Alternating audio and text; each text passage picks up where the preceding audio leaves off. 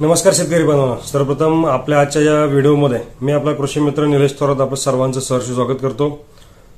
मित्रांनो, तुम्ही सुरुवातीचे थंबनेल बघितले आहे। निश्चितच सोयाबीनच्या 3 वाण जे कोणकोणते आहेत, अर्थात तुम्ही टायटल सुद्धा बघितलं, एकरी 18 ते 20 पोती उत्पादन देणारे करून असेल, उत्पादन करून देणाऱ्या हे उत्पादन व्हरायटी आहेत ते कोणकोणते आहे, तर आज या व्हिडिओच्या माध्यमातून आपण जाणून घेणार आहोत।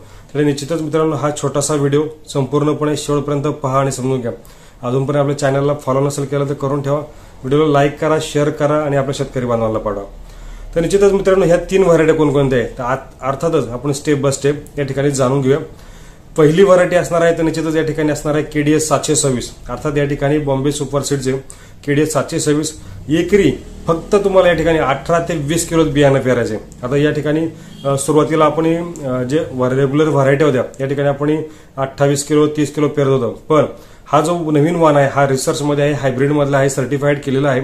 तर या ठिकाणी आपल्याला एकरी 18 ते 20 किलो बियाणं पेरायचे, म्हणजे आपल्याला या ठिकाणी गुंठा अर्धा किलो आणि एकरी 20 किलो या ठिकाणी बियाणं पेरायचे।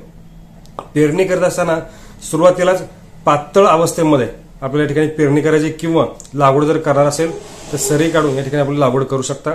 दुसरी गोष्ट महत्त्वाची आहे ती बीज प्रक्रिया, ही अत्यंत महत्त्वाची आहे। बीज प्रक्रिया आपल्याला टोटल या ठिकाणी जे असणारं टोटल कुठलंही बियाणं असेल ते बियाण्याला वापरून घ्यायचे। बीज प्रक्रियेसाठी आपण महत्त्वाचे जे मार्केटमध्ये असणारं इव्हरगोल असेल, झेलोरा आहे किंवा इलेक्ट्रॉन आहे ते आपल्याला या ठिकाणी वापरून घ्यायचे। आणि महत्त्वाचा तिसरा मुद्दा असेल तर निश्चितच या ठिकाणी असणार आहे खत व्यवस्थापन। तर खत व्यवस्थापन करण्याचा आपण स्पेशली व्हिडिओ दिलाय, तरी सुद्धा या ठिकाणी खत व्यवस्थापन करताना एनपीके युक्त ज्या ग्रेड असतील, अर्थात या ठिकाणी 12-32-16 असेल, 14-14 आहे किंवा 15-15 आहे, ह्या ग्रेडचा आपल्याला या ठिकाणी पेरणीच्या माध्यमातून या ठिकाणी आपल्याला करून घ्यायचे। तिसरा मुद्दा राहिला म्हणजे या ठिकाणी येणारं आळीचं उत्पादन, म्हणजे आळीपासून निघणारं जो दुष्परिणाम असेल, म्हणजे आपलं उत्पादन चांगलं वाढलं पाहिजे, त्याने या ठिकाणी आळी कंट्रोल करणं गरजेचं आहे। तर आळीसाठी या ठिकाणी सुरुवातीला प्रोपेक्स सुपर असेल, तो कॉन्टॅक्ट आणि सिस्टमॅटिक मध्ये काम करणार आहे, तर प्रोपेक्स सुपर या ठिकाणी वापरून घ्यायचे। साधं बुरशीनाशक म्हणलं तर या ठिकाणी साप असेल किंवा अवतार सुद्धा आहे ते या ठिकाणी वापरायचे। आणि हो, वाढ झाली पाहिजे, फुटवा असेल, चांगली ग्रोथ झाली पाहिजे, या ठिकाणी टाटा बहार आहे।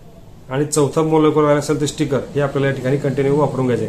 आणि जे उत्पादन आपल्याला मेन खरं वाढीला जे कारण असेल तर या ठिकाणी महत्वाचा चौथा टॉपिक मुद्दा असेल तर ज्यावेळेस फ्लावरिंग अवस्था आहे, वजन भरायची अवस्था असेल, तर या ठिकाणी फुलं वाढली पाहिजे, त्यासाठी आपल्याला फंटॅक प्लस असेल त्यावेळेला आपल्या ठिकाणी फवारणी करून घ्यायची। आणि दाणे भरायच्या अवस्थेमध्ये या ठिकाणी पोटॅशियम शोनेट 5 ग्राम प्रति लिटर किंवा 0050 असेल 5 ग्राम प्रति लिटर, म्हणजे एका पंपाला 100 ग्राम, म्हणजे एका किलोमध्ये 10 पंप होतील, अशा पद्धतीने या ठिकाणी आपल्याला स्प्रे करून घ्यायचं आहे।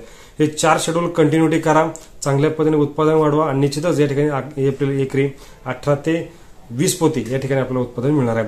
त्यानंतर दुसरा वाण असेल निश्चितच या ठिकाणी बॉम्बे सुपर सीडचा केडीएस 753, अर्थात ही सुद्धा व्हरायटी 90 दिवसाची आहे, मागील पण व्हरायटी 90 दिवसाची आहे, ही सुद्धा आहे, सेम कंडिशन आहे, 90 दिवसांमध्ये निघणारा वाण आहे, आपल्याला चांगल्या पद्धतीने उत्पादन कमवून देणारा वाण आहे।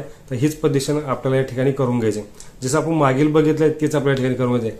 आणि तिसरा सुद्धा मुद्दा तोच असेल, याच्यात तिसरा वाण असेल तर केडीएस 992, अर्थात फुले दुर्वा, ती सुद्धा सेम त्याच पद्धतीमध्ये आहे। जसं पहिलं बघितलं केडीएस 726 म्हणजे फुले संगम, त्यानंतर बघितलं केडीएस 753 म्हणजे फुले केमया, आणि निश्चितच तिसरा बघतोय फुले दुर्वा अर्थात 992, हे तिन्ही व्हरायटी सेम टू सेम आहे। एकरी 18 ते 20 पोती आपण या ठिकाणी ऍव्हरेज काढून दाखवलेला आहे मित्रांनो। तर हे जे 4 ते 5 मुद्दे आहेत हे स्टेप बाय स्टेप आपल्याला या ठिकाणी करून घ्यायचे। पहिली बघितलं बीज प्रक्रिया, खत व्यवस्थापन, पहिलं फवारणी असेल, आणि राहिला तणनाशकाचा सुद्धा महत्वाचा टॉपिक आहे त्याच्यावरती, आळीची अवस्था, करपा अवस्था, सेटिंग अवस्था आणि वजन भरायची अवस्था, हे महत्वाचे 5 मुद्दे या ठिकाणी लक्षात ठेवा। निश्चितच आपल्या या ठिकाणी उत्पादन आपल्याला 18 ते 20 पोती मिळाल्याशिवाय राहणार नाही। तर ह्या पद्धतीमध्ये या ठिकाणी नियोजन करा आणि उत्पादन चांगल्या पद्धतीने कमवा, निश्चितच या ठिकाणी तुम्हाला हे फायदेशीर ठरणारे वाण आहेत। तर अशा पद्धतीमध्ये आपल्यासमोर एक छोट्याशा वेळामध्ये सांगण्याचा प्रयत्न केलाय, निश्चितच ते तुम्हाला आवडलं असेल अशी अपेक्षा आहे। अजून पण आपल्या चॅनलला फॉलो नसेल केलं तर करून ठेवा, व्हिडिओ लाईक करा, शेअर करा आणि आपल्या शेतकरी बांधवांना पाठवा। धन्यवाद।